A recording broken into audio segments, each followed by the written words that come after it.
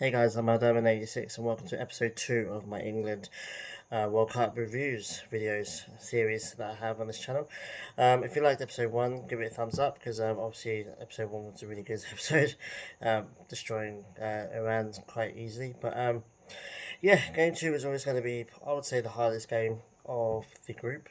Um, Against US men's national team. That's the only time I'm going to use that word. I'm not just going to say USA from now on because it's just waste of breath saying all those words. So yeah, so let's just get straight into it, guys. So we finished 0-0. Very, very, very disappointing for England fans. Felt like a loss, to be honest with you. Um, let's get straight into it. So I believed it was going to be a win. It should have been a comfortable win. The squad's level was above theirs, player by player. I was predicting a 3-1. I figured they probably would get a goal, but I figured, we'd outscore them. We outscored Iran quite healthily, and I don't think USA are that much better than Iran, in my opinion. Um, all three of these teams, apart from England, are on the same level, by the way. Yeah, just want to say right off the bat, it was a hugely disappointing result for England fans.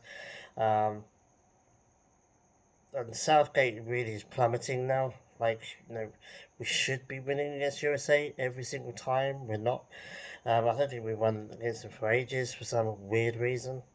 Let's get straight into the game. So the team lineup was exactly the same as Iran. At the time, I wasn't really that bothered by it because England did so well against Iran. Defensively, we were a bit off. We conceded 2 goals, but um, I thought, you know what? Like, it's fine. The team did all right. We got the win, so fair play. Let's get another run out. But yeah, it didn't really work out that way. I think Sterling was anonymous in this game. Saka didn't really have a good game. Harry Kane might as well have just been sat on the sidelines. Like, he did absolutely nothing in this game. He got 2 assists against Iran, but hasn't been doing enough for me. He should be the one scoring goals, and he's definitely not going to get the golden boot in this World Cup. Mason Mount, very, very disappointing. Attacking wise, we were terrible. So defensively, we were right. Um, Pulisic had his one shot that hit the crossbar. By the way, that was the US men's national team's only shot on target the entire game. So we'll get to the whole USA thing in a minute. But focusing on England right now, I think Maguire's had a really good tournament. Very unlucky not to get a goal against Iran. Luke Shaw, I don't really like him at left back, to be honest with you, but it is what it is. Trippier had a poor game, I think, against USA. Defensively, we were good, but our wing backs were just a little bit poor. They allowed Pulisic to run in so many times, even though he's just a terrible shooter on goal. Um, he never really troubled us apart from going off the crossbar. But apart from that, we allowed him too much space. Particularly him, he seemed quite fired up, even though unlucky for him, he just couldn't hit the target except for once. Bellingham didn't have that much of a good game. His inexperience showed, I think. Declan Rice was alright. That was pretty much it, really. I mean, the whole team was just poor. I'll go into the substitutions. The first thing was bringing Henderson on for Saka. I think it was for Saka.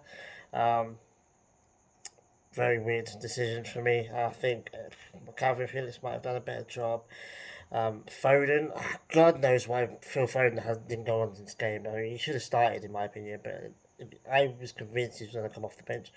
We only brought Rashford on. Rashford, I think, deserved to come on. He did well against Iran. And for me, Rashford should have come on for Harry Kane. I don't know how Mason Mount and Harry Kane managed to survive the entire game. They were just, I mean, Mount was poor, but Harry Kane, like I said, might as well have just been sat down reading a newspaper. He did absolutely nothing in this game.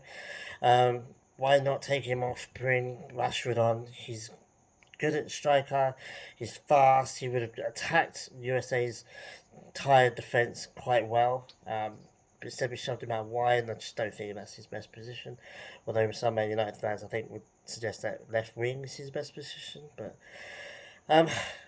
God, I hope we see Phil Foden against Wales, I tell you, because The kid's probably our best player right now, apart from Saka. I mean, I love Saka. I think he's the best player we have right now. But Phil Foden, you've got to be dumb as to not play him in a World Cup when he's fit. If there was a question about his fitness, fair enough. But he's fit and ready to go. Like, for Jesus Christ, just play him, for God's sake. Anyway, I mean, I don't know. I mean, I don't think we're going to see Aaron Ramsdale come on as keeper. I think Matt Turner had a phenomenal game. Easily, in my opinion, USA's best player. I'm not saying that because he's a nicer player, although that does have a little bit of an element to it. His distribution was amazing. Like, he didn't have that much of a good distribution in his first Europa League game for Arsenal. He was pretty poor. I remember tweeting it out. I remember thinking, Jesus, he's not very good distributing, but he's a good shot stopper. But his distribution has gotten way better in the last few months. Kept them in the game, if we're being brutally honest. And yeah, I don't know how Pulisic, I'm assuming it's because he got their only shot on target and it was a crossbar hit. So they're like, wow, that's cool, man. Let's just give him the man of the match. I mean, some people say Tyler Adams was good. He was alright, I guess. Some of these US players getting linked to Arsenal, by the way, is just ludicrous. Zimmerman, like, people think that Zimmerman had Saka in his pocket and Sterling in his pocket. I'm like, people think that Dest had a good game as well. Like, really? Is that why he was subbed off? Like, it's just ridiculous, some of these takes, but that's what you get from USA fans. So, England fans, if you're watching this for the first time, USA fans kind of just bend reality a little bit, similar to Spurs fans. So let's just get into the stats just to see. So we had 3 shots on target, 8 shots in total. They had 1. They had 10 shots, but 1 on target. That's horrifically bad, by the way. We had 56% possession. They had 44, but somehow USA dominated the game. They deserved to win. Not quite sure how that is possible. We had 120 more passes than they did. Better pass accuracy. They had 15,000, didn't even get a yellow card. That's horrific. We had 9 and didn't get yellow as well, so that's pretty terrible. The ref kind of decided that he just wasn't really going to bother doing his job this game. Then they had 7 corners and had 1 shot on target. That's horrific. We had 3, so. Yeah, I just don't. I mean, they had the best attack of the game. The Pulisic's shot at the crossbar, you have to give it that to them. But apart from that, like, I don't understand I've seen USA fans celebrating. I mean, to be fair, I'm not going to try and go on the run here, but like, this is a big win for USA because everybody had them losing, apart from USA fans. They sat back, they absorbed Harry Kane, made Harry Kane anonymous. Sterling, Saka, they were quite controlled, I would guess. The USA's backline was doing well. That's what I was expecting. Foden, Rashford, Grealish to come off the bench and really, really pull and tear this defence apart, because I was really tempted to say defence, but I wasn't going to. Because, you know, Harry Kane's not quick. Saka's, I would imagine, I mean, putting Foden at number 10 and then putting Rashford at number 9 at 75th minute, for me, I think would have turned the game. Put Grealish on, probably for Sterling or even Saka, maybe. And then just go for it. Just go for it. And we didn't. And it got to the point where you're like, hey, Gareth Southgate's blatantly playing for a draw here, and maybe trying to get a lucky goal. USA was doing that the entire game, by the way. We only started doing that around the hour mark. You could tell that we were like, okay, we're just not going to concede. If we get the win, that's fine. We'll have 4 points, still top of the group. We just need, I think, depending on what the results are, I think we just need a draw against Wales to secure a top spot. But I believe we're going to win against Wales. But I believe we're going to win against these guys. So it's a difficult thing to say, because obviously it's very disappointing we didn't win. We should have won by at least 2 goals, in my opinion. We are the better team. We do have the better players. This USA team in 4 years could be a decent team. But like right now, we're levels above them. This is 80% of the team that got to the World Cup semis in Russia. Like, they got experience, and the newer members of the team, like Saka and Foden, they brilliant. They're brilliant players, so that makes up for their lack of experience. Um, it's difficult because on one hand, a 0-0 draw against England is a win for USA. Like it is, it's probably the best result they could have hoped for. Some of them are saying that Greg just needed to do this and we would have got the win. I'm like, you had one shot on target, bro, out of 10 in the entire game. Where do you think this goal was going to come from? Like, it's just what annoys me is I don't hate USA fans. Like, let me just get that out of the way. I don't hate them. They just annoy me. They just say some dumb things, and it makes you want to just turn around and go, actually, you're wrong, and this is why. Stop being an idiot. But it is what it is. I mean, if USA fans, majority of them are going to okay, decent draw, massive team, first real test that USA have had this whole entire tournament. Like getting not getting a loss from that game is a win for USA fans, and that's fair enough. But to hear people talk about, oh, we were the better team, we deserve to win. If Greg had just made this little bit, if Greg had just been a better coach, we would have won quite easily. Like those kind of takes irritate me because the people that either are very, very new to the sport or didn't watch the game. Really, I mean, you can have. I mean, if USA had most of the possession, most of the shots, multiple shots on target, then the stats would at least go with them, back them up. But they don't. We had most possessions, we had more shots, we had more shots on target. We had less shots by 2, but we had more shots on target. So if you're going by the stats, which USA fans do, by the way, they like their stats, their numbers, those guys. I don't understand where you got the whole domination thing from because you didn't. But it is what it is. England were poor in this game. Harry Kane, in particular, I think was really, really rubbish. Mount as well. I don't really want to see them either of them start this game against Wales. I've got a feeling that Gareth's going to make wholesale changes. I reckon 6 or 7 changes to the starting lineup. But we'll have to wait for the Wales game. But yeah, like I said, it is disappointing. We are still top of the group. We do have 4 points. Which is a point higher than Iran. Iran is second right now. That's how crazy this group is. Not as crazy as the Mexico group, but still. So yeah, we've come down to about 6 hours time. England play Wales, Iran play USA. Wales have been absolutely terrible. By far the worst team in this group.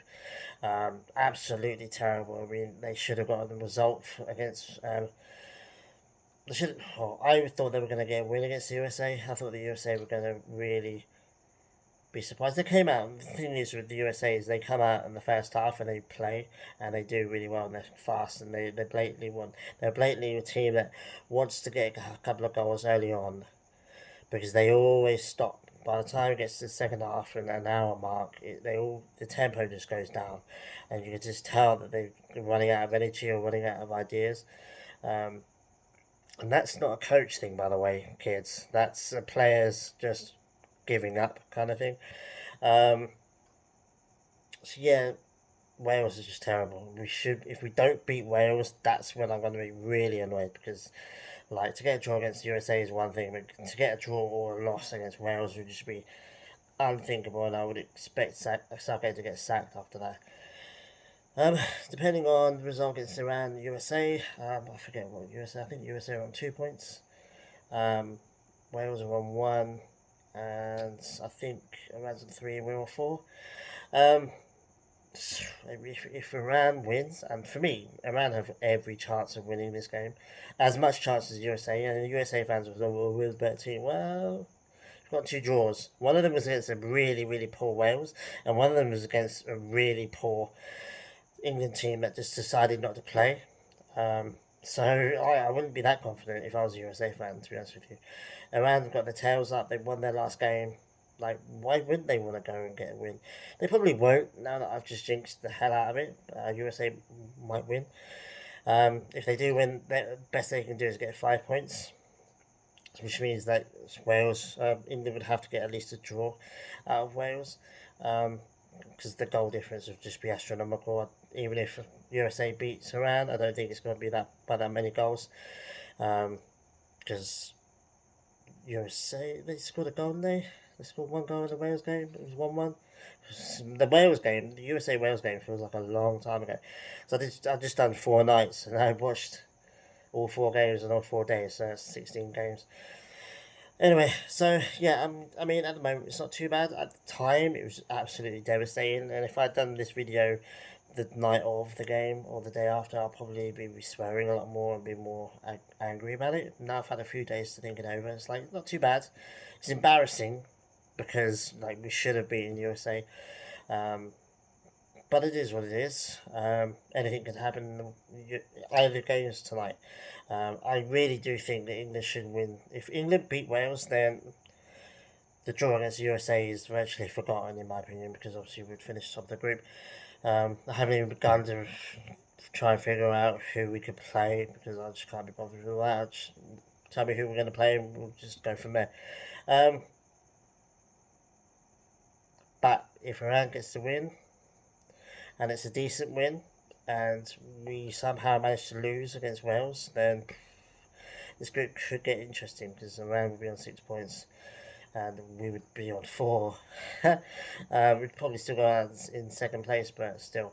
So yeah, anyway guys, I'm pretty sure I've covered everything right now, so I don't want to keep this video going. So let me know in the comments what you thought of the game, who you thought was a good player, who you thought was not a good player. I know there's probably some USA fans are going to argue with me about that they dominated the game and they were the better team. I don't think so. It's just the question. The age-old question is: USA really good, or is just England really really bad? And I think it's just England is really really bad. I think England took USA by mistake and just decided they weren't going to really turn up. I would hope that that's rectified now, and I hope we come out against Wales and score a couple of goals in the first half and settle the nerves and then go from there. But yeah, let me know in the comments anyway. If you want to have a go at me, USA fans, that's fine. We can do that too. I'm here all day, so yeah, take it easy, and I'll see you guys soon.